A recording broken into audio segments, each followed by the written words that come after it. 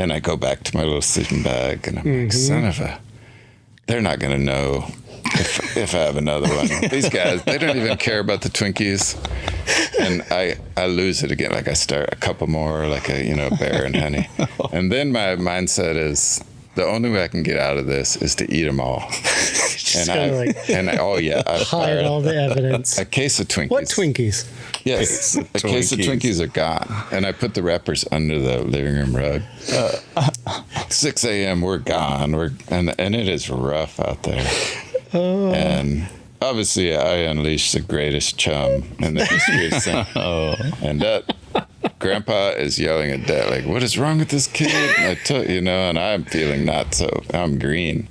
And the trip is ended. They take me back. Oh. And they go, and I ruined it. But that's so and funny. I don't think I've had a Twinkie since then.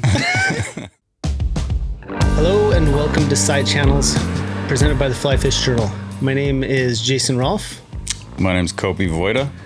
And we are the editors of the Flyfish Journal, as well as your hosts.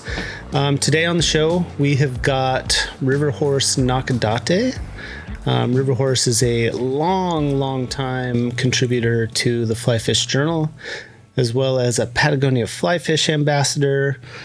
What else do we put on his bio sheet these days? Amazing human being, freaking rambler, guitarist. Serious advocate for the outdoors and wild spaces, wild things. Tube connoisseur, cake connoisseur, coffee connoisseur, granola connoisseur. Dairy Queen connoisseur. Cone connoisseur. He just likes all the good stuff. So one of the most loving individuals I think you will ever meet. And as of a few weeks ago, author of a new book called Waterlines, out from Patagonia Books, which we are gonna probably spend some time talking about today in this episode.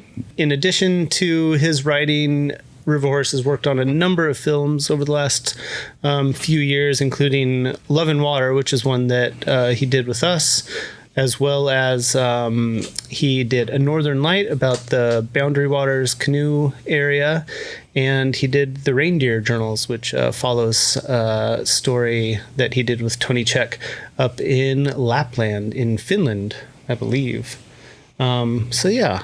Just another couple of good ways to see what Riverhorse does and what he's all about if you don't already know. Of course, this conversation with Riverhorse wouldn't be possible without the support of Patagonia Fly Fishing. To bring their gear to life, Patagonia is motivated by relentless curiosity and a passion for the wild. They evaluate hundreds of materials, build dozens of prototypes, and spend seasons punishing them in the world's most extreme conditions, which I think, Kopi, you can attest to, given the longevity of your coat that you said you recently are having to finally retire. Yeah, that thing has been pretty extreme for me and with me. And I mean, a number of other articles of gear and clothing of theirs that I've had over the years. And I mean, it's kind of one of those things like it's gonna be weird not to see you in that blue coat during steelhead season. I'm having a tricky time letting go. Yeah, figuring out if I can, or not only like what do I do with it. Like a friend was like, burn it, and part of me is like, like I feel like burning things can be like cathartic, like old letters, but like that sort of thing, love letters, but like a jacket, I'm kind of like, yeah, that doesn't fall in line with Patagonia ethos. So it's not gonna be burnt, but I'm like, I don't know, like, do I give it? Do I donate it? Something like, it's really, I mean, in it's okay if it's bad shape. It's okay if it's done. Do I save it and frame it? Like put it on the wall? I don't know. Maybe. Well, it's a testament, I think, to Patagonia's sort of dedication to making pretty bomb-proof gear that is going to last. I got their new River Salt wading boots too, and they are very legit. They're lightweight. They dry fast. They're built to kind of work across a range of conditions from freshwater to saltwater and everything in between. You don't have to tie laces, right? Don't have to tie the laces, which I love. They have the little drawstring with the clampy bit. I'm sure there's a fancier name for that, but the fact is it's really nice. And I enjoyed them. Took them out carp fishing the other day on the flats down on the Columbia, and they were sturdy. They have a nice Velcro strap around the ankle that I think gives them some nice stability, and solid boots. Definitely lightweight, which I like very much. They'll be good travel boots for sure. So if you're interested, I would say definitely go check those out. The river salt wading boots too. Visit patagonia.com/fly-fishing to learn more about the boots and see all of the other great things that Patagonia has on offer these days, including probably your next coat. Yep. There's a couple things that caught my eye. Not only coats or jackets, but just, all the good stuff. Yeah. All the good stuff. Well, should we get to the show? Yeah, let's do it. Let's get to the show. Riverhorse, where are you at? I wanted to start with a really important question, which is this is how this is going to go. Get out of here. Which is here we go. What's the last fish you caught? Big old redfish. Big old redfish down home. Yeah, down on the Louisiana border in the canoe. Nice. Not on the docks at night though. No, we're not. Don't daytime. talk about that. Don't tell it. Don't let everybody know my secrets. It's in your book, bro. Oh, good gosh, that's right. I've done it now. Spot's He's blown. giving up the ghost. I gotta move. Spot's blown. Yeah, they're gonna run you out of town. Yeah, nobody's out. Pitchforks. Nobody's out there but birds and gators. Yeah. Well, those are some good fishing buddies at least. Yeah. Big old redfish in the canoe. Do you fish from the canoe, or do you have spots where you can wade for them? No, I'm always in that canoe. Always in the canoe. You guys have been down there and seen me. And I've never been out in the canoe with you though. we bass fish. Well, but that's, of course you're going to bass fish from the canoe. You can't wade through the middle of a lake, but that's what I'm wondering. Like, are there spots? I've only been red fishing once. That time we went out and didn't catch any fish. Didn't even see any, but it was cold.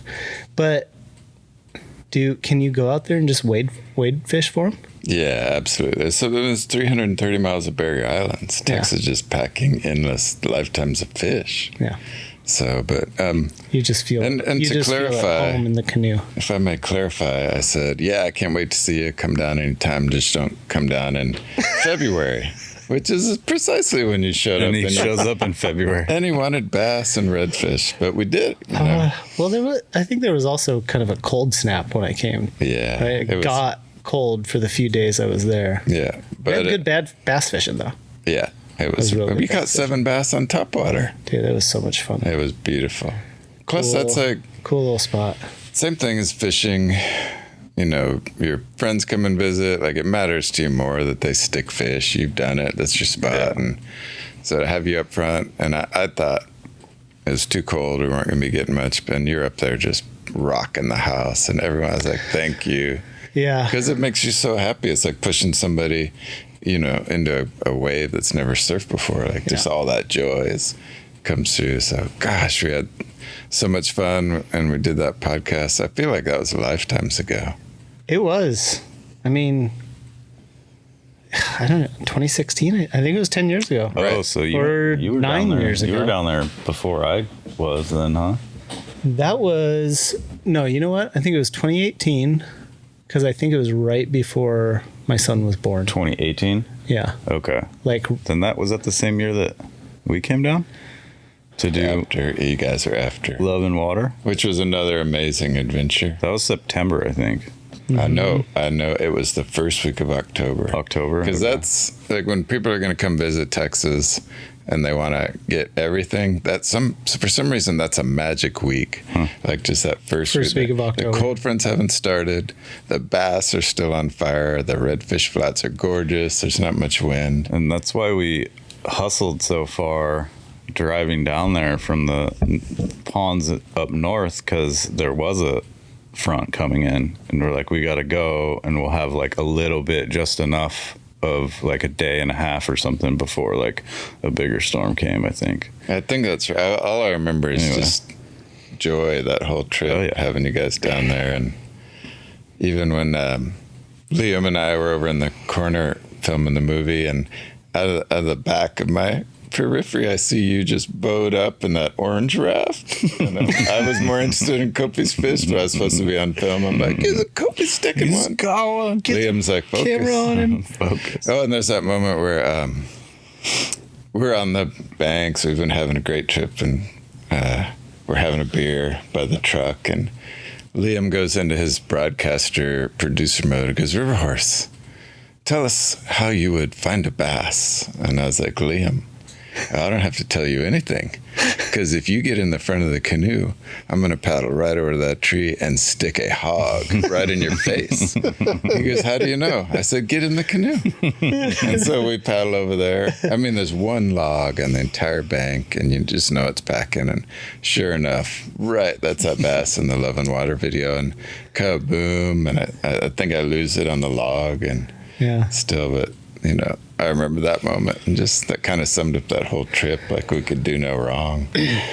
That was kind of one of the first films that you kind of worked on, essentially, right? I mean, I know that was, probably a little bit more with the direction from Liam and whatnot, but I mean, as far as fly fishing goes, that was kind of the beginning of a handful that you've done now. Yeah, and right? And to be honest, like, I didn't want to do any of these movies. I never wanted to be in the movies. And then I learned quickly how powerful they are with the stories. And even with Liam, you guys gave me such creative, like, Liam, I would say, wow, that shot's awful, or why would you put that when you have this? And he loved it. He loved the feedback. And he was shooting Polaroids, which I caught that bug. You guys are shooting, and now I've got all these Polaroids and shooting film, and I'm not a photographer. But after that came out, it was so well received. Plus, to be really candid, how did I even get on the scene?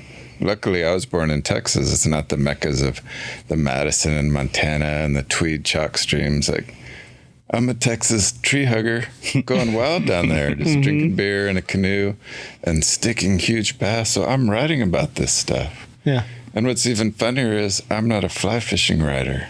Yeah. For 10 years, I was staff writer for the surf magazine. So I lose my mind. Just every penny I have is going to surf all over the world, somewhere where nobody is. I love fly fishing, but I would never write about it. And then I'm at a Barnes and Noble or something, and I see Flyfish Journal, and just my heart just stops. And so much of my life has been, what is the bar? Like, what's their best ice cream? What's music or guitars that sound the best? But same thing. So I see Flyfish Journal, and it just, like, I can't even deal with it. I'm like, this is. Do you remember what issue it was? A third. It was the third. Third volume? Yeah. Yeah. And I order all these back issues, and I just like, I'm about to write a story for these guys. Like, this is my people. And I fire in a piece. It's an escapism piece about this just absurd situation I'm in. And I realize I got to redirect my life and make a life change. And Ben Romans, who was not the editor very long, but he immediately calls and is like, hey, Riverhorse, this is killer. Yeah. I'm going to put it in next issue too. And what else do you got? And send me what else you got. And I said, I have nothing. And I said, if I feel like it, I'll send you something, but maybe not. And he's like, okay. Thanks for the tease. Yeah.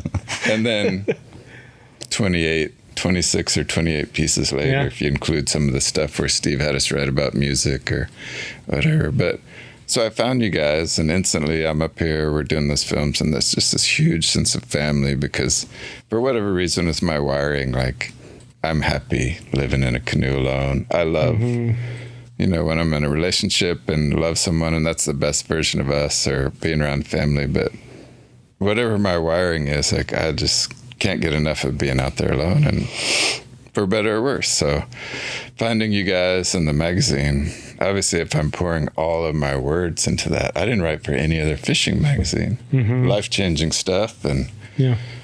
I can't even, it just gives me the biggest kick that we're here yapping, because I'm like, how are we even going to do that? We already know each other so well. Yeah. We've like had good times and silly times, and Yeah. but I was never a fly fishing writer. Now I got this. Well, when did you start fly fishing? That's one thing I actually am not sure that I know about you. I know a lot of other people's sort of first fly fishing stories, I feel like, but Oh man, if I've heard yours, I don't remember it. no, that's a great question. So it wasn't that it was later in life, but I got adopted by this incredible English professor with a PhD from Stanford, marries my mom when I'm in kindergarten, and he's a steelheader from the Oregon coast. Yeah. So I'm this kid, and we're living on food stamps, having the greatest life while mom goes to college, but the river's in the backyard. All I know is swimming and fishing in that river and riding bike to the library just because they had air conditioning and books and it was free. But every summer we zoom into Oregon and spend it the whole summer on the coast, which is between those two things, having that river in the backyard. And then I started skimboarding. Those guys are fly fishermen and taking me along, so I do it a little. I watched my grandfather tie flies, and that stuff almost has to kind of soak in, like you're not gonna. And they never pressured me or anything, but it was always there. But then even the Oregon surf stuff, like, it's hard to explain, but surfing owned me. I couldn't, it was, and that's happened. Even some film as cheesy as Point Break, like they were trying to describe that, knowing there's waves somewhere in the world and you're not on them, like it's a crazy feeling. And I did all that and woke up one day and like, wow, I did it. I'd gone to all those countries and did the magazine stuff, but fly fishing was always there. And I've always been, I'm not a technician. And even before fly fishing, I was topwater kid. I had one jitterbug and I did that thing. I jitterbug that thing. Yeah. And I wish I could go back and tell myself where the fish were, because I threw it to the middle and reeled it back in for a year. And I was like, where are the fish? Anything. Yeah. Anyway, so I get this beautiful father who's a lot of times throwing keggers with professors and literature, and that is just soaking into me. He's sharing Chekhov with me in 4th grade. This is in Oregon? There was in Oregon all summer. Yeah. And then we go back to Texas. But I'm saying in general, all that's there, that fly fishing literature swirl, and it hasn't changed. But so once the surfing thing finally just drained out of my, I made peace with that, then I was fishing up a storm, especially when I'd left Florida to come home to Texas. I was over there surfing and playing in crappy bands and teaching middle school. And it just, same thing, it just takes over. I'm like, this is it. I already had canoes, and I'm like, this, and the thing about fly fishing, it didn't have that painful weather-related thing of is there surf or is there not surf? There's always wilderness. There's always water. Yeah. You can go fishing, and even the feeling of, going fishing is just as awesome.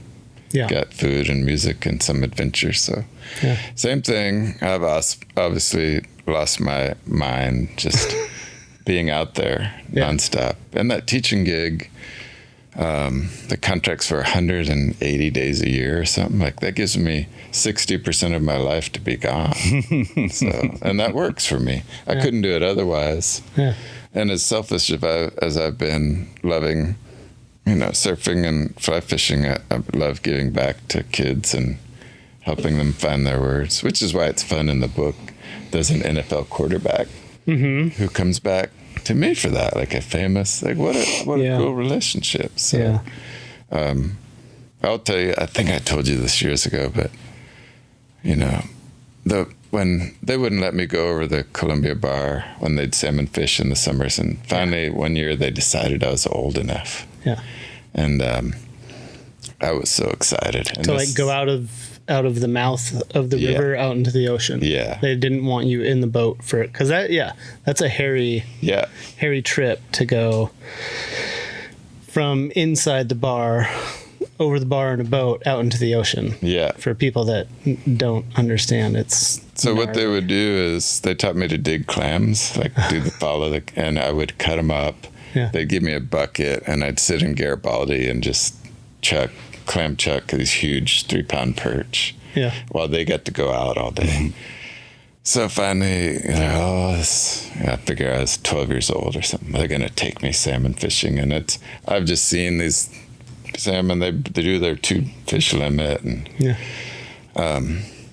I'm so excited. We just got into the coast, started the summer, and those guys are on their bedrooms, and I'm the kid, so I'm sleeping on the floor of the living room in Manzanita. And our family wasn't really if we had soda in the fridge, that was exciting. Like, we didn't get a lot of treats, but anyway, we had stocked up for the summer, and one of the things I saw them score was a big thing of Twinkies.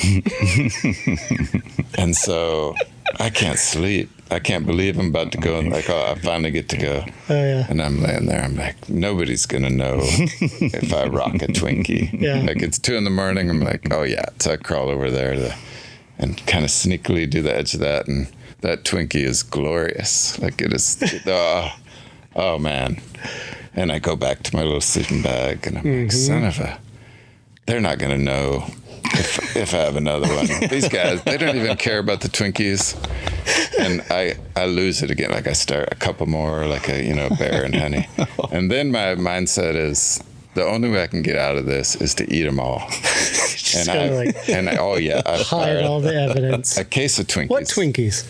Yes, a case of Twinkies are gone. And I put the wrappers under the living room rug. 6 a.m. we're gone. And it is rough out there. Oh. And obviously I unleashed the greatest chum in the history of salmon. And that Grandpa is yelling at Dad, like, what is wrong with this kid? And and I'm feeling not so. I'm green. And the trip is ended. They take me back. Oh. And they go, and I ruined it. But that's so and funny. I don't think I've had a Twinkie since then. But yeah, that's how fly fishing and that culture. And I just can't imagine if I didn't get to have that father in my life. Yeah. Oregon. Would I have even been a surfer? Yeah. And the literature that he brought to me, and now I do this writing stuff, and what a gift. And I explore that in the book. We're at some Iowa diner, and I'm just talking through that, let alone some cool Japanese heritage. Yeah. And I just think it's meant to be. Like, how is there Cherokee Irishy tree hugger from Texas gets a Japanese Stanford PhD? Like, this is how it should work out. For sure. What was that process, putting the book together? There's previously published work and there's new work in there. As you were kind of, going back through, kind of trying to figure out what shape the book would take, I'm sure talking with the editors at Patagonia, the whole rigmarole, like, what was that process like, kind of revisiting stuff and deciding what's going to go in there and making it happen? I mean, so I had always saved what I felt were the craziest pieces. I saved Kopi's story. O'Keefe, I love dearly. What's the title of Kopi's story? Trying to remember. Something about rain. Yeah, Rain for the River. Because there's a lot, I would love for anybody who reads this book to read it in order. Like, there's a flow going on, and there's heavy stuff and joyous stuff.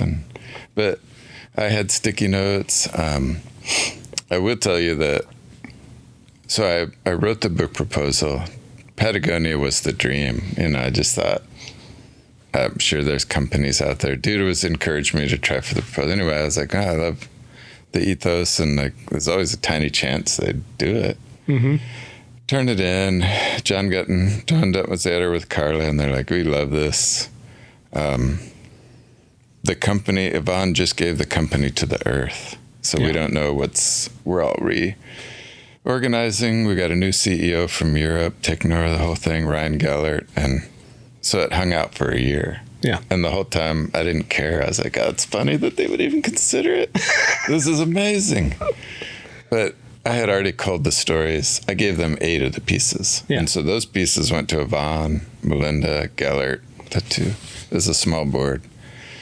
And I get an email out of the blue a year later. Congratulations. I was like, what? Tomorrow we're having a meeting, Zoom, and we're going to show you your contract. I'm like, what? All right. I got a book deal. And then I was like, that's awesome. No, like I better get right. And so I get on the thing and they talk to me about it. Hey, we really love this work. Everybody we've talked to, yeah, they believe in you. And I just start giggling because they tell me the contract and they go, what's so funny? I said, well, I shouldn't say this, but I would do this for free. They're like, I said, well, we're going to let you feed yourself. And well, thanks. I said, so get to work. So I narrow it down to 35 pieces that I feel like I wouldn't want anything in there that I didn't feel was unique, you know. And I think all 3 of us here have read all the fly fishing stuff out there. And boy, there's so few pieces that I find inspiring anymore. So I was like, wow, I better step up. Anyway, I write the pieces. They had all come from journals. You know, you've edited me. You've seen what comes in. And I felt those were my favorite. I turn in the work a year later, and the very next day I'm excited. Like I get an email and, hey, this is John, your editor. I hate to tell you this, I'm retiring. I'm like, what? Another year goes by. Well, they got other books going on, and finally they're like, here's your editor, this rock climbing legend, Matt Samet. I'm like, a rock climber? And this guy turns out to be incredible. Nice. Like, sticks it in my face. Like some of the conversations, this is incredible, this is brilliant. Tell you what, if you don't fix this story, it's going to be gone and we're not even going to talk about it again. You just won't see it in the manuscript. And I was like, I like that. Yeah. And he was so I go through that process with him. We narrow it down to 32. And even with Southern Wish, which was a piece you loved, he pushed me so hard. He's like, this isn't a relation. This is you and your mom. You can't sit there and put that you can't allude to the pain of a parent, you know, having trials and tribulations in their life. You have to put it in there. And I said, okay, I think you're right. Like, this will be painful for me, but maybe somebody will read this and be like, yeah, I'm in this spot too. And that's part of life. So push through all that. And I was so excited. He turns it into the book publishing. Okay, I'd like to present Riverhorse's manuscript. We're done to edit. And I was like, yes. The next day, Riverhorse, now I want you to meet your next editor, Sharon in New York. I was like, another one? What? And so I'm like, oh my gosh, I'm kind of feeling bummed. I'm like, I just survived this, which was a wonderful experience because they're just fighting for the best of you. Yeah. And I have a meeting with her and she looks at me, she goes, this thing is beautiful. I go, okay, good. She goes, I see you, I hear you. My job is to not mess this thing up. And I'm like, oh, thanks. And she goes, let's get to work. I do it again. And she's amazing. She had edited Liz Clark's book, Swell, who was like a real badass, you know, wrote the sailing book. And and I read that thing 3 times. I don't care. Aren't you the editor? Oh, yeah, I can't believe it. So we have so much fun, like, because it's so, you're like, oh no, somebody's going to jack with my work, and it wasn't that. So after all that, then we're good. We go. And I don't know what to do about art, but again, like, Patagonia does not mess around. Yeah. Once I went and listened to interviews of Carla, the publisher, just to understand the realms that I was navigating in. And she's in this interview, and the guys asked her, and she says, I don't think you understand. Patagonia Books is in the position of that no other book companies are in, because we're not publishing a book to make money. We're publishing it because the earth needs it. And I was like, yeah, exactly. Yeah. So then I realized that. Anyway, they said they've been flying around the country interviewing painters. I'm like, wow. That's one of those things where you just trust like specifically for the book waterlines. Yeah. Yeah. And I just let him, I could have said, oh, I like, but I didn't. I said, okay. And they said, there's going to be no photos. This is going to be your words. This is going to be a piece of art. I'm like, I like it. What would somebody paint? You know? And, and then I get the email, oh, here's Sarah Stevens. Here's some of her stuff. We really think you guys would. And I click on it. And sure enough, it's that pastel watercolor, just gorgeous. And I'm like, she's originally from Big Sur. And I just see the hues in the water and the cliffs. There's no people in it. And I'm like, well, yes. Yeah, yes, you please. can hire her. Yeah. So they do it. They had the meeting. And then I think, how does this happen? She already had read the stories. Yeah. And sure enough, she goes, do you have photos from all these stories? I said, yeah. Here's 3 movies I've been in. Yeah. Here's 1 billion photos. And we just they let us pick 24 painting moments to be painted. Cool. She does drafts. The cover. Did you show her anything that, like, any Flyfish Journal layouts for inspiration, or just other pictures? No, but I had Kopi send me 8 Flyfish Journals that I loved, the pieces. Yeah. And that's what Yvonne and Millette Chenard's had it. Like, that's what got me the deal. Oh, nice. They're like, yeah, we know this guy. Yeah. But she does these pieces, and they're just, but what's a funny moment is she does the cover. And I've had a lot of canoes, and I said, oh, that's not the canoe I use anymore. I was just showing you the sunset at that marsh. And she's like, she had painted for $200 something. She goes, okay.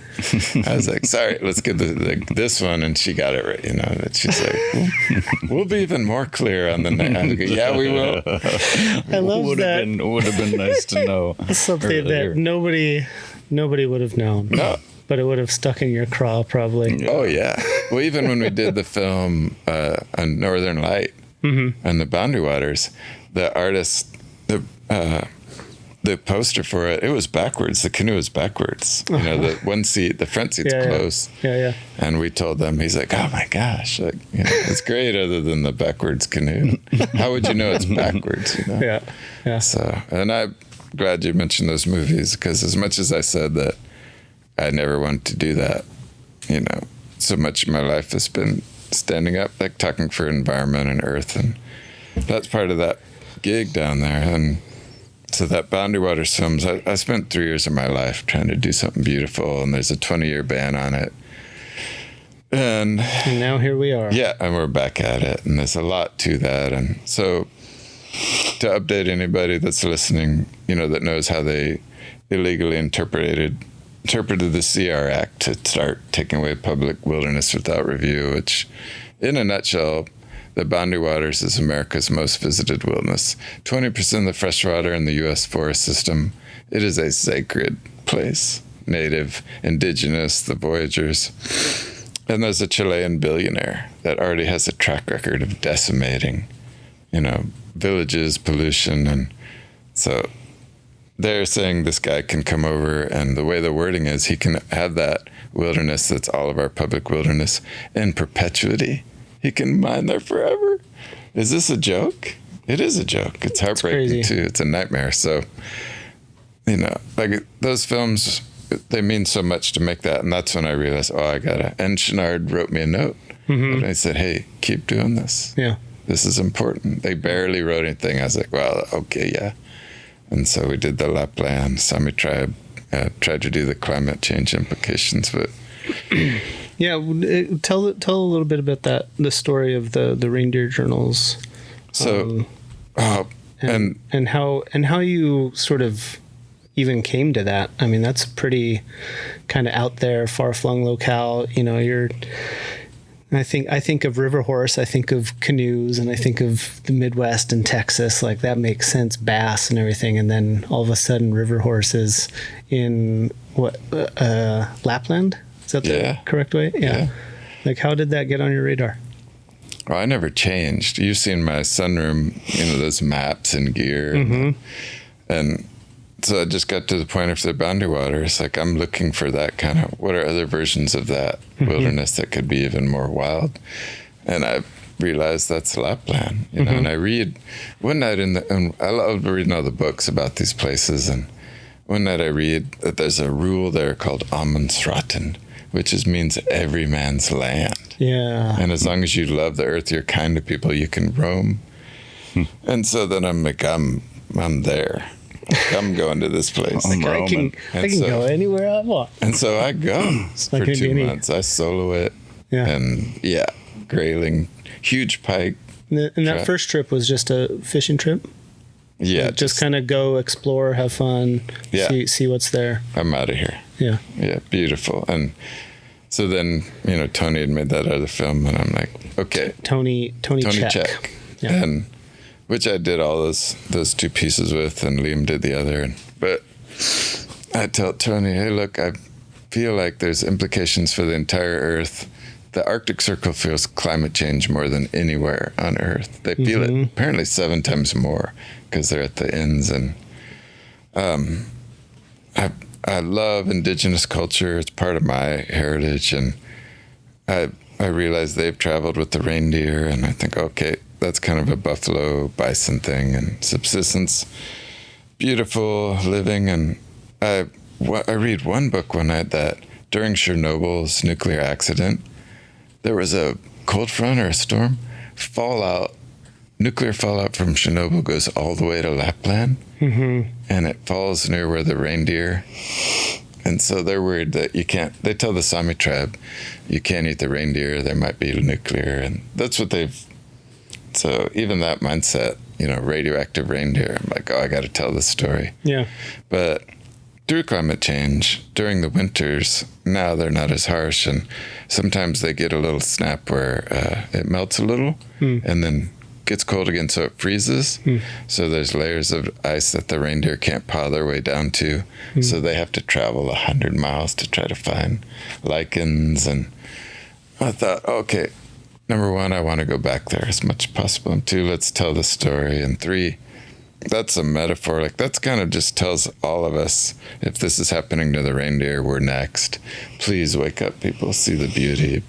And I got to hang with the Sami tribe and made really good friends with the Sami elder that had never been under a roof for years. And the fishing was, the whole thing.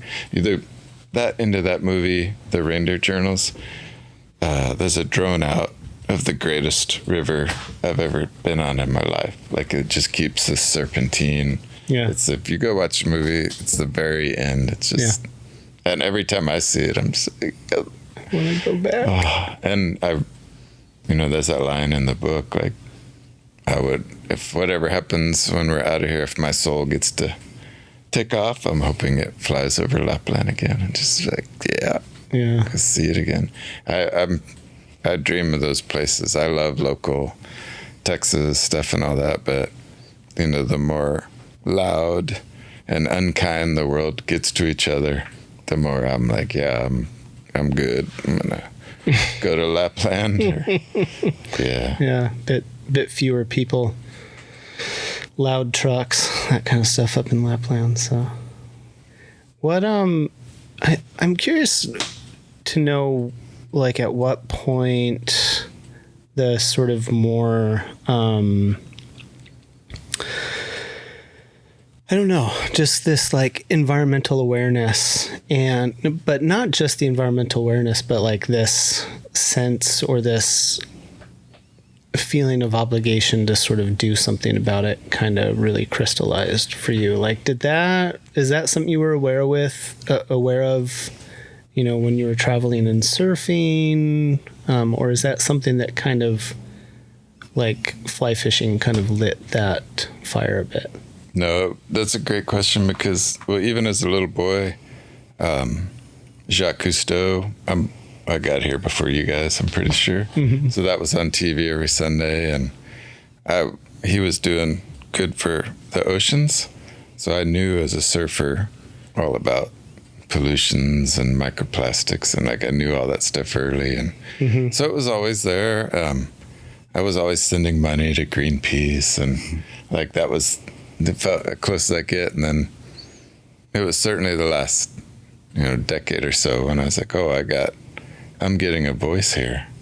Like I can really do more good and started doing events at stores and nonprofits and writing about, I feel like, it's everything to me, these places, and we got a lot of work to do. I feel like there's a lot of people right now that are feeling funky or even worse, and I feel that, like, I'm aware of what's going on, but I still feel there's so much hope, and we could turn the tables, and I believe in us as humans, and the only option there is to either roll over or stand up for what you believe in. So it's easy to, I choose that. Let's, stick it to the man and do this right and stuff.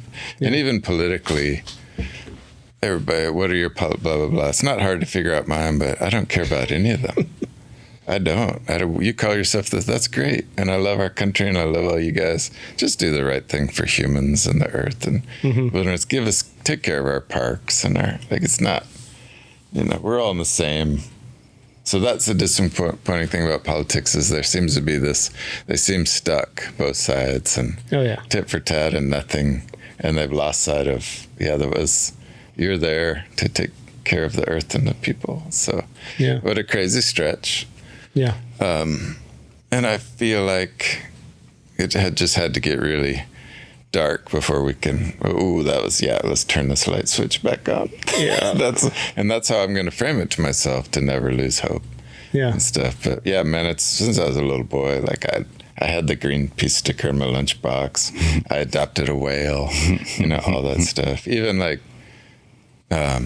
Paul of Sea Shepherd, and Monkey Wrench Gang, like all that stuff. I'm like, this is what you do. You ram your boat into whaling ships and save these guys. Like I've always been wired like that's not right. Yeah. So cool question. Sure. For sure. What's your backtracking, like the best ice cream that you found? Okay, like I feel like you're gonna have a list, but like also like I know your favorite place to get ice cream. Yeah. Being such a fancy pants guy, You're very fancy. You have very distinguishing tastes. So the Dairy Queen is known as the Texas stop sign, just the shape of the sign. And I agree with that. And, not being a billionaire, for $5, that's the greatest $5 a person can spend. That dip cone. I'm a dip cone man. It's just so joyous. Plus, it's hot down there. It's refreshing. I do say in the book, which is extremely hilarious, I think, to people who are getting to know me, that I've never smoked a joint. There's a fun medical marijuana scene at Kopi's, and I talk about it, and they're like, I don't need that. I don't need to dim my light. I'm slow roller. Like you can, but freaking love ice cream. Like I got a sweet tooth and I want everybody to come eat this ice cream. And, that's my sense of like, you think of a peace pipe and smoking out by the fire at night. And I want cone. Let's go have a dip cone together. So that's my jam. I do love cookie dough, ice cream. I do bake cakes. You guys have all had my cakes. Yep. One of the best cakes I've ever had. Yeah. Madagascar Organic Village. So that was another one of those things. I'm like, what's the greatest cake in the world? I had a friend had a birthday and I spent $26 on the sheet cake at the grocery store, and it was just awful. It just tasted, it was dry, and I was like, so I started watching videos and reading books, and I was like, I'm gonna make everybody the greatest cakes, and I'd crack the code on that. With creams and puddings, I was dialing in, and you did. Chocolate mints, and do you have like secret techniques, or are there just techniques that you've learned? No, I figured some things out. So one of the things I figured out was, not to get too cake bakey on a fish, but underbake things. Don't ever, under and slow roll that thing. Like come in, if they run most cakes 22 minutes, no. I'm rocking like 42 minutes of light. It's just, and coming in so the edges are staying the same as the center. And I'm toothpicking things. Yeah. Tell me my cake isn't amazing. It is. It is. Yeah. Yeah. I mean, it shows the attention and care and devotion to the practice of cake baking is evident. And I feel like that's just, you know, synonymous to everything that you do in your life, because I've had, you know, either conversations or, you know, texts where, you know, you have that little like tube machine and you like test tubes and listen for the different, like guitar amp tubes, and test, you know, see the subtle differences between 2 different kinds or 3 different kinds. And yeah, and speakers, like amp speakers, like I feel like I see that in like everything that you do, and it's fascinating. You're exactly right. So even my kitchen cupboards on one side of the kitchen are filled with rare tubes for guitar amps from the 1950s. Yeah. And I write stories about tubes, like the English Hitrons from the 50s. If you stick those in my deluxe reverb, I'm going to sound like, you know, do some Pink Floyd. Yeah. And use these British, and I'm going to be Hendrix. And but I just like with Flyfish Journal, I'm like, what is the bar?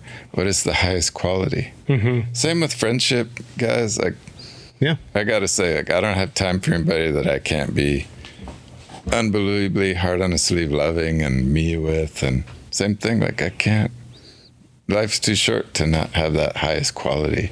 And for me, highest quality, that's a $5 Dairy Queen cone. Like, I'm not talking about unattainable things, you know, or a grilled cheese sandwich in a canoe. Like, that is you have your 20-course meal and all that Michelin star. You will never enjoy that meal as much as I will in this canoe. So, and I love writing about this stuff. But yeah, I go there, and same with words. Like, I try to write with that economy of motion, and that's just quality stuff hitting the things. And what's even funnier, you know, you're the photo editor. I think you write better than any of us. You're my favorite writer. I get the biggest kick out of that. I'm like, that's how it should be. Very good writer, yeah. The guy that's not schools us all. He's never not. That's one of the things I love about you. Is like, okay, yeah, that's funny, because you don't even give a flip, and you kind of just school us a little. And that's why it happens. Yeah, I feel like that's like the beginner's like mindset thing. It's got to be, because it's like I don't have, you know, 100th of the, you know, literary like knowledge that, you know, Jason might, or background with reading that sort that you might. And yeah, it's incredibly difficult for me though. So I oftentimes don't like it. But sometimes it's just like, okay, like I want to like. I oftentimes don't like it either. I'm sure, yeah. I'm sure that's, you know, a very shared feeling. But sometimes there's just things that happen, and it's like, yeah, I wanna get this. I want to kind of share this in different ways, and yeah, it comes out. But thank you. You just knocked it out of the park. But how was it? You know, I'm obviously coming through on a book tour. How was it weird seeing a story about you two guys in a stolen truck and heartbreak and hilarious? Like, you knew it was coming. I mean, didn't you? kind of knowing the story, I guess, not as much, you know, not necessarily weird, but it is it's just such a good story. Yeah. It wasn't weird. But yeah, it's just interesting. Like, you take 3 people, you know, say like us 3 that were like there when that happened, and then, you know, 10 years later you ask them to tell the story, and it's like you're gonna get 3 different stories, right? And so like that kind of, I don't know, phenomenon, like whatever, or just how people's memories work is pretty interesting, because like reading that, it was just like, wait, was that how it was? Exactly. But, you know, like, yeah. Even after I wrote it, I was like, wait. I looked at all my journals. There were 2 trucks. Is that right? Yeah. But I didn't, like, well, this is how I lived it. Yeah. And there was a truck. The truck got stolen. But then I was like, this was... Never. I mean, I was already at that point. I was like, well, whatever. It's still the stolen truck. Yeah. Yeah. And well, you know, I mean, that's kind of... I've been reading a lot about memoir lately, and...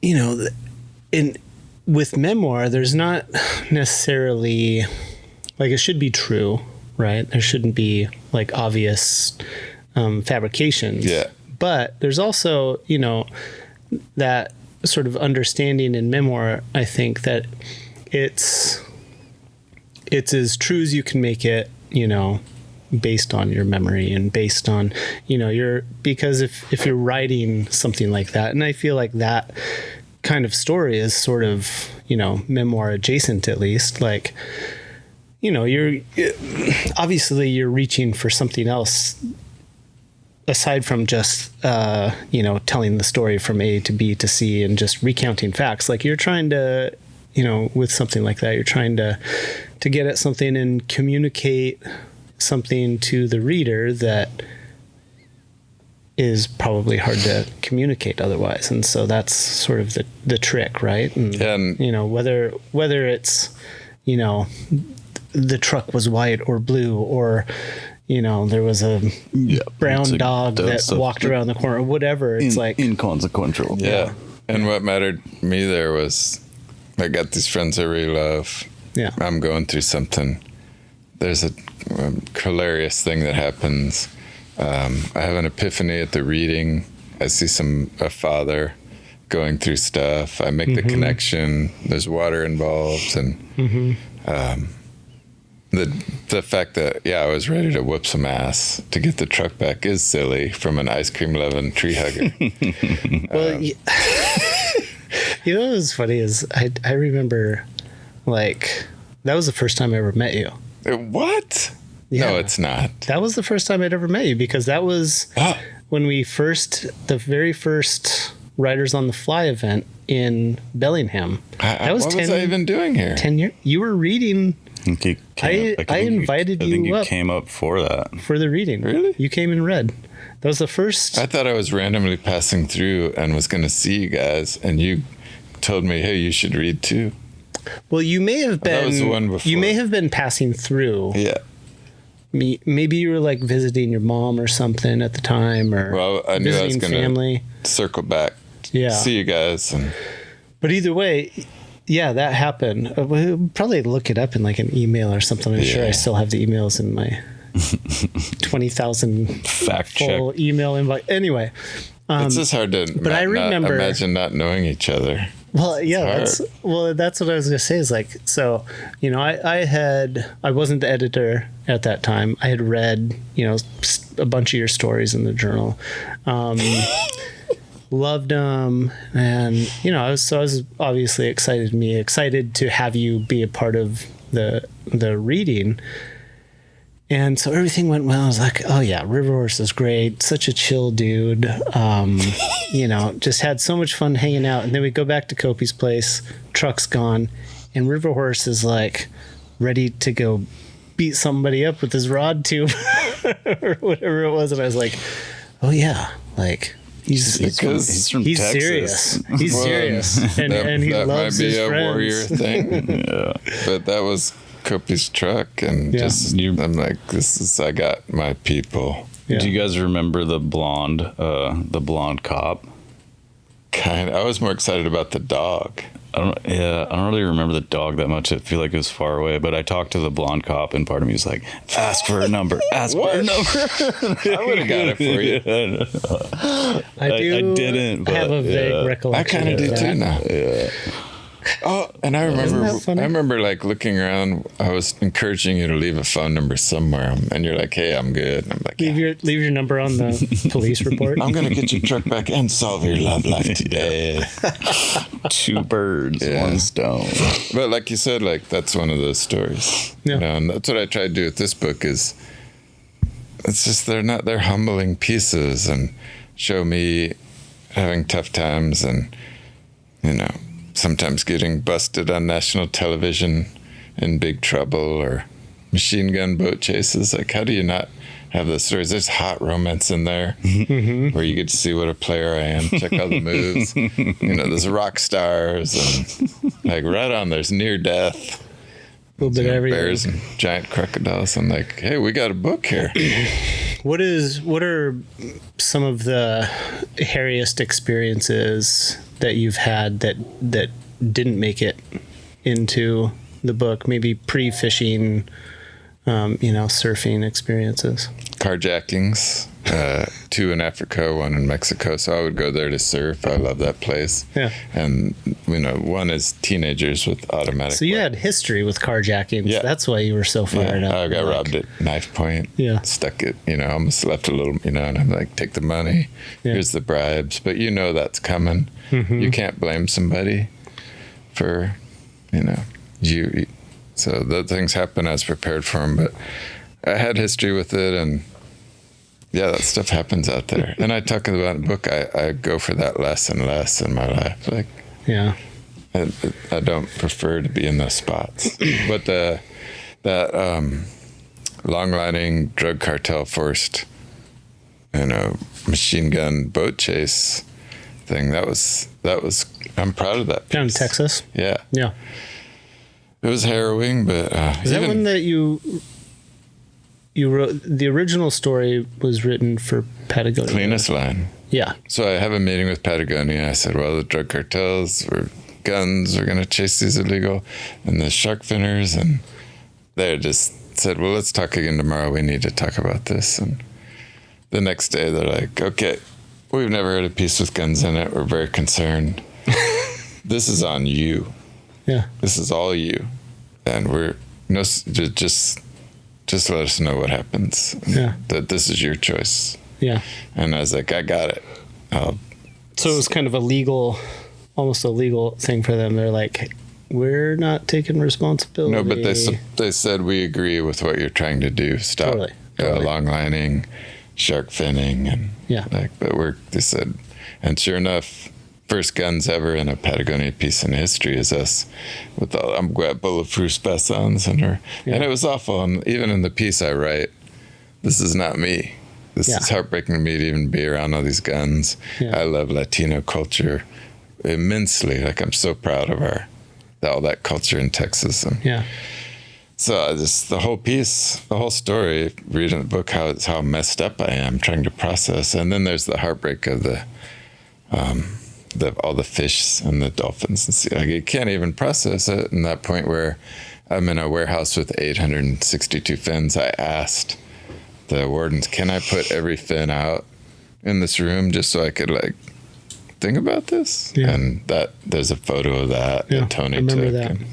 that. Nightmarish. I'm like, okay, I got to tell these stories. And so, but like we said, I do temper it with buck wild, rowdy, crazy fun stuff too, and shenanigans. And I'm proud of the swirl of this book. I think it's you should be. And I love how other writers before us just seem to have that steady, or they're in lodges, and this is not water lines. This is Yeah, it's very, very much not a pampered book. No, for sure. No, the only lodge. I think the only person pampering Riverhorse is Riverhorse. Yeah, and you take care of yourself. Yeah, for sure.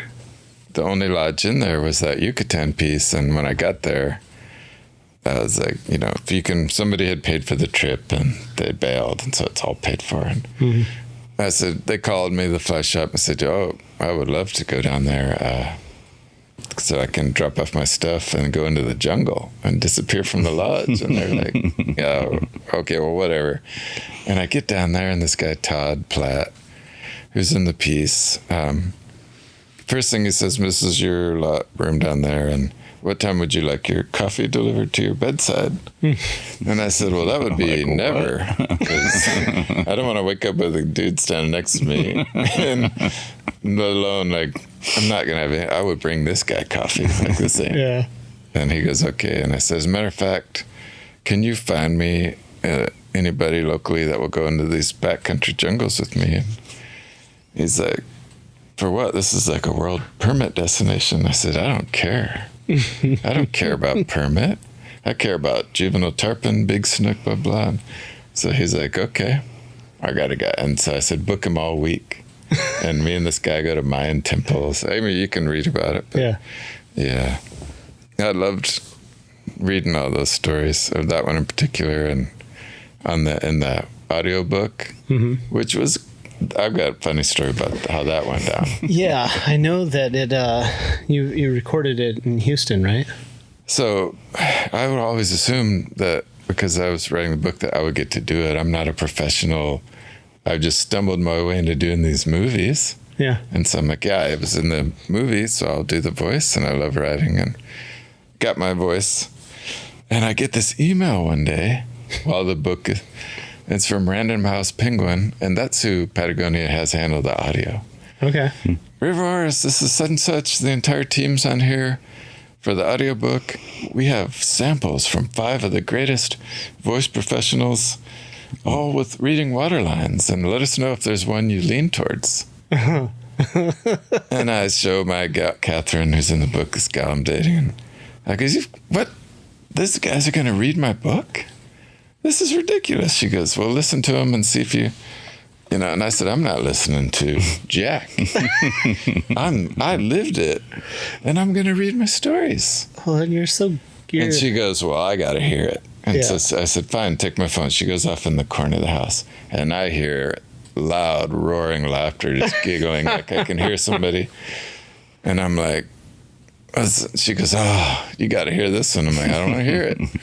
Then she goes, hold on, I'll play the next one. And I hear her just laugh. They're trying to be me. She's like, I think the first one was the broadcast version of Pee Wee Herman. I think the second one was Mike Tyson. And I'm like, dude, Kat, give me the phone. And I put Patagonia on blast, the whole book team, Random House. And I'm like, thank you for finding all those incredible professional voice actors on my behalf. But I would like you to know that I'm reading the book. And Patagonia wrote back, exactly, like that. Riverhorse is the guy. Yeah. It cannot be any other way. Yeah. And I'm like, that's right. And they wrote back, okay, we'll book you in the studio. And then I thought, oh no. Now I got to. What did I get myself into? Deliver. What if I catch a cold? Yeah. Or what if I get the yips? Or I was like, I've never been nervous like that, but who knows? So they booked me into the studio where Beyonce, it turns out, has recorded all these hits. Yeah. And it's in Houston, this underground.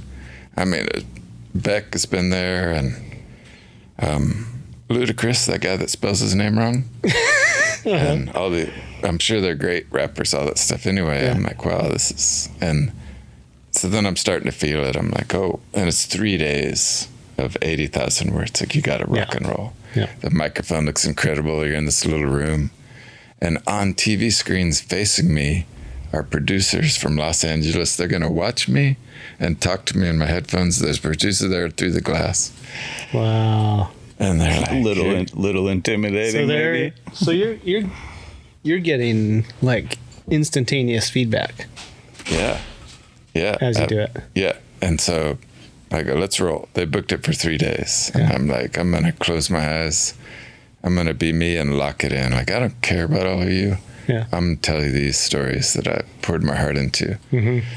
So I unleash it, and it's going well. But even then, I'm like, holy moly, this is going to take months. I'm so slow. And sure enough, by the end of day one, like, I'm tired, more tired than I've ever been in my life. But they're like, that's great. And the guy, I see the producer, we're all loading up to go home. I'll come back in the morning, and I'm like, hey, listen, because in life, you got to shoot your shots. And I will take my shots. Mm-hmm. I said, you got Beyonce's phone number, don't you? And he goes, yeah, I do. I said, look at this part of the book. There's a yoga teacher in here. Come on, man. Call Beyonce and let's just see, like, if she's bored or she's around. Come take your shots. Yeah. And he's thinking about it. So I'm like, this is going to be great. Just, she'll get a kick out of it. Yeah. And finally he comes to his senses. Like, he goes, no, I can't. Then he looks at me and goes, Jay-Z will not like this if I get a call from Riverhorse and wants Beyonce to. And I was like, she probably wants to go bass fishing. Just try. And he goes, go home. And I'm like, I was so close. See you tomorrow. Can you imagine how, I mean, that would have, that's like Oprah gets your book and talks about it or something. It would have been a pretty next level audiobook experience. Perfect. So close. Sure. So anyway, the next day, I'm rocking along, and there's that scene in Spring Creek Master where there's some sophomoric noises that, and two big fart noises. Bronx cheer. Yes. So I put on all this chapstick. I'm like, and I got it. And this microphone is amazing. But still, they're all staring at me, and I'm like, oh, I got to make these fart noises. Yeah. So I just unleash this big rowdy one, and then I read it and I do it again. I get to the end of the paragraph, and even I'm wondering, like, what do they think? Yeah. And I'm like, guys, how was that? And there's a pause, and the British producer from LA goes, magnificent.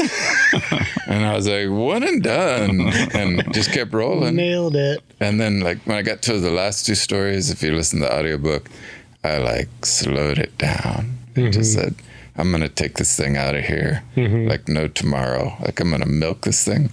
And I was done in 2 days. Nice. A week later, they call you back to fix things. I only had 8 words to fix. Nice. And I was like, really? The first one was John Muir. I'm like, what do you mean John Muir? I guess it's Muir. And I was like, it's not Muir in Texas. It's John Muir.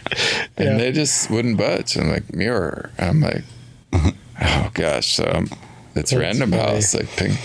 So I roll tape, and I'm like, John Muir. And that was great.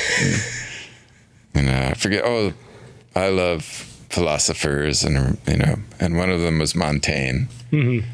Michael de Montaigne, and they're like, here, you must say the French pronunciation. I said again, not to be, I'm a Texan tree hugger.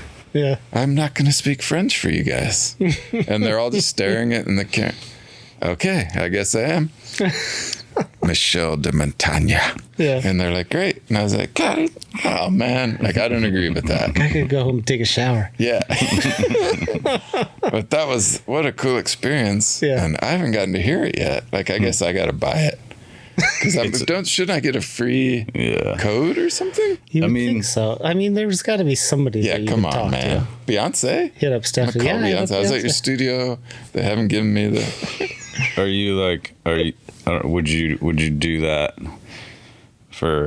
did you ask to like be on their list that they send to other authors? Would you do it for someone else, you think? Nah. Read somebody else's book? I don't need, the world doesn't need that from me. I don't know. Well, I did the Toyota commercials. There's a funny Toyota story in the book of the, the pumpkin story and the absolute embarrassment at the end and a wipeout and emergency rooms.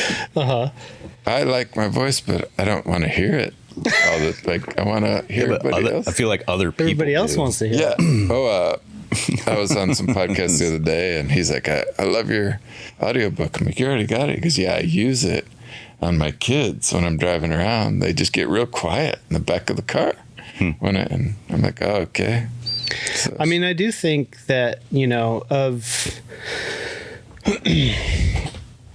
of people who have read for Writers on the Fly readings over the years, like you definitely stand out for your ability to be able to deliver, one of your stories out loud. Like it's not an easy thing to do.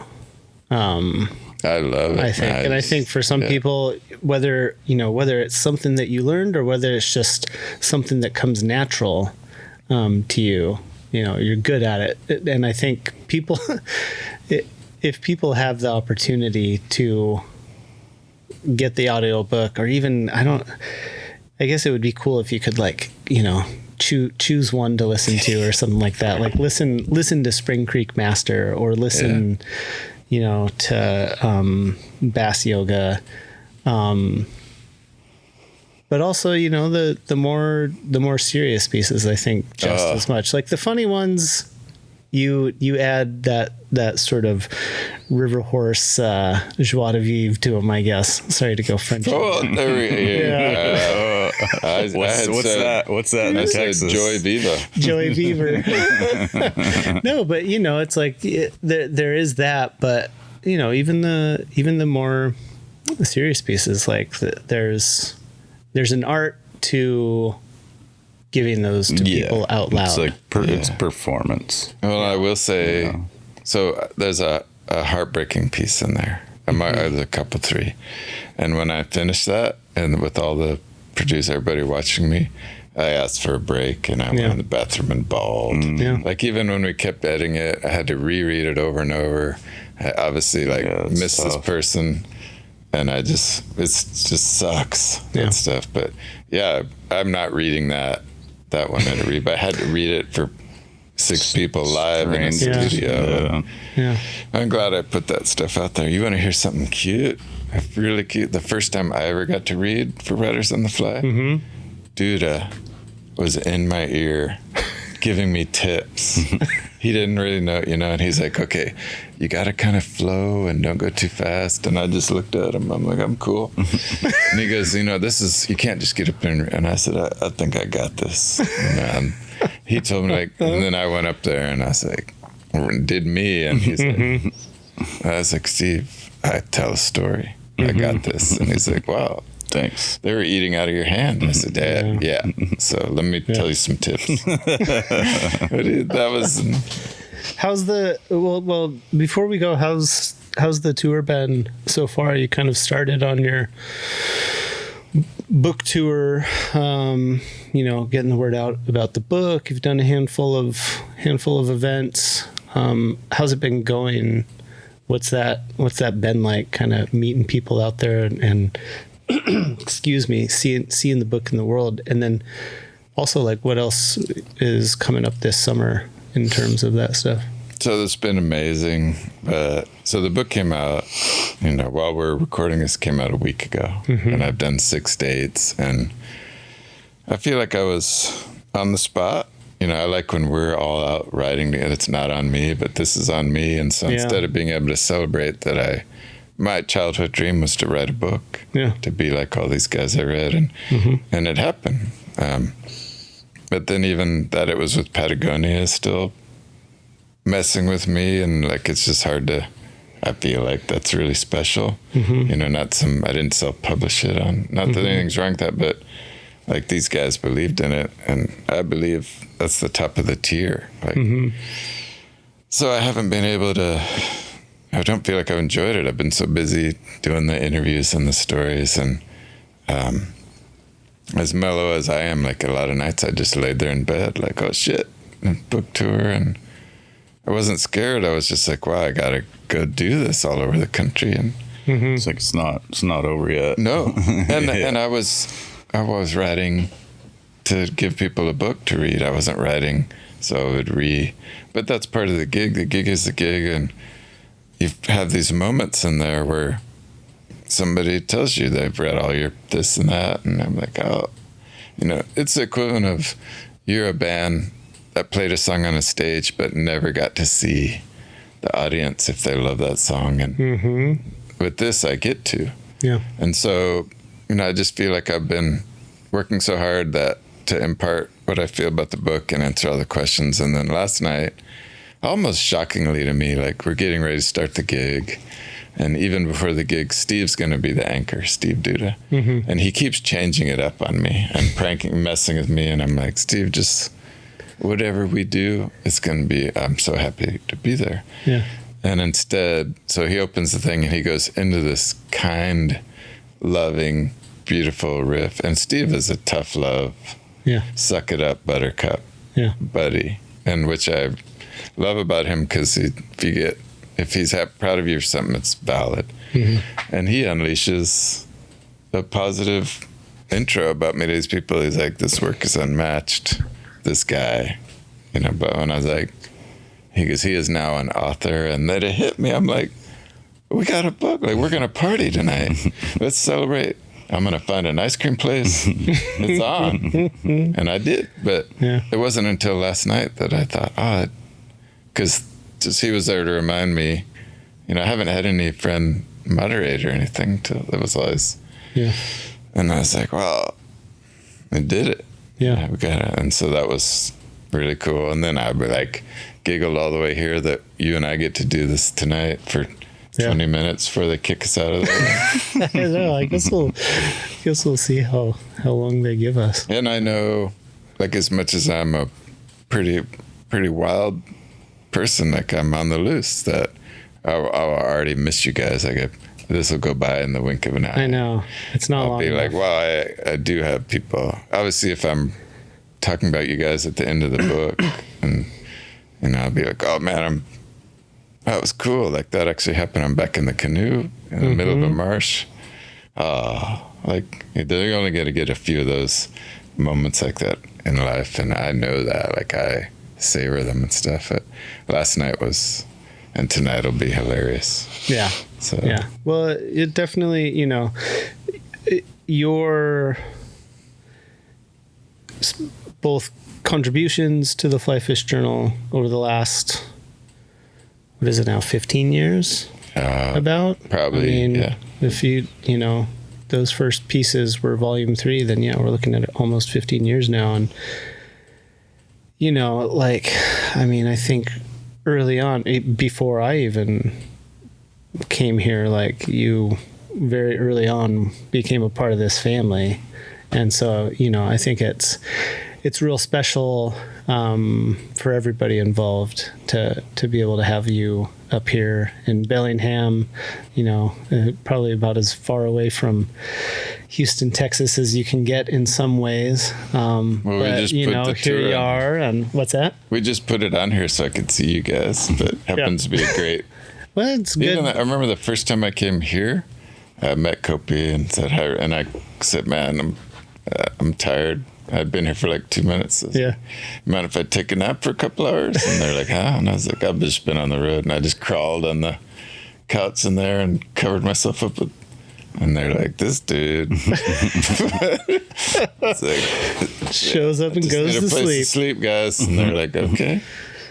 But I mean that goes to my point of like, your Bellingham's home in some ways, and it's so yeah, I guess all I'm saying is it feels special to have you here. I know this is sort of will be your last date on this sort of first leg of the tour. I know you're going to be getting out for some more, but it's kind of I hope that it's a good sort of I don't know, little exclamation point on the beginning of this new adventure. Yeah, I cherish it, and it is full circle. And even like a writer I love, Langdon Cook. We all love Lang. Oh, he bought me supper last night. Hey, this is your night. I'm like, oh, Lang. He's like, just enjoy the ride. Yeah. Like he's done all those he's done big time books and stuff. And I was like, exactly. Get to see my buddies talk about Spring Creek Master and, Yeah. So yeah, but Boston, Atlanta, Nashville, Boulder. When is all that stuff coming up? Like later in July, August? Do you know? Into October, because so I'm up the road, but I guess summer book releases are tough. Just the touring part of it, everybody's out. Summertime, but it's a great time for them to read a book. Yeah. Like they want to buy it and read it, and they get. But on a Tuesday night, they're not necessarily going to drive downtown to. Not everybody in the world, but Or they're on vacation with the kids or whatever. Yeah. So they stretched this thing. They said this book thing, this was cool. Stephanie at Wildrich, this is a marathon, buddy. Yeah. We're gonna just, this you got at least a year minimum of working hard. Cool. Shows, excerpts, and so I was like, cool. The weather's, I like fishing in Montana in this fall. Oh yeah. She's like, spread it out. And so we're looking at, I just booked Laguna Beach Film Festival, the Coast Film Fest for October 17th, and Boston twice. And they gave me a budget, and even all the Texas, I just drove around myself. Like I didn't use any budget, and they knew that I would make it to like 25 places instead of. I wasn't going to stay at a hotel or anything. Yeah. was going to stay at your place. That's right. So that's the tour. And then after that, they support you. You just say, I wanted, that you could do fly shops or events, and that'd be just as awesome. Clubs and everything.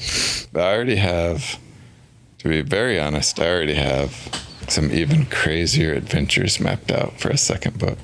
Excellent. That are, even in me, I'm questioning, oh no. Like talking about like a helicopter to somewhere, pack raft out of a rainforest kind of. Yeah. Like I've got stuff lined up. Some of it lines up with literary heroes and art that I'm fascinated with. And connecting these adventures. Like, I think I can keep rolling it. Do it. Like put it all in and say, call my bluff. Yeah. So I'm going to do that. I'm sure Patagonia, they've had enough of me after going through this one with me. There's always a chance to at least like give me a little support. So go do, So I'm going to keep it rolling, man. That's all we can do, man. Yeah. Keep it going. Well, Riverhorse, it's so good to talk to you and see you. And so happy that we were finally able to get you on Sidechannels. Yeah, I love you guys. And, I've listened to everyone, and I can't wait to do the reading tonight. And it's going to be fun. Yeah, I promise I will be on your best behavior. Yeah, I would never. No fart machines. Nope. If you are on your best behavior, I'm not going. That's not what I'm Be coming careful for. what you wish for. Oh, buddy, I will not let you down. All right. Okay. Thanks, Riverhorse. This was really fun. Let's go get some coffee before the show. Yeah, I saw I've passed 2 Dairy Queens since we got here. Oh yeah, you remember one's just 2 blocks from my house. It's dangerous. I know where it is. Let's go do it. Thanks as always for listening to Sidechannels and watching it on YouTube if you've found us there. Sidechannels is produced and edited by yours truly, as well as Spencer Arps, Kopi Voita, Jeff Galbraith, Jesse Lou Galbraith, and Colin Wiseman. Thanks to Patagonia Fly Fishing for their support. Visit patagonia.com/fly-fishing to learn more about the new River Salt wading boots 2, version 2. They're great. Kopi, if people like what we do and they want to see what we do in print, where do you suggest they look?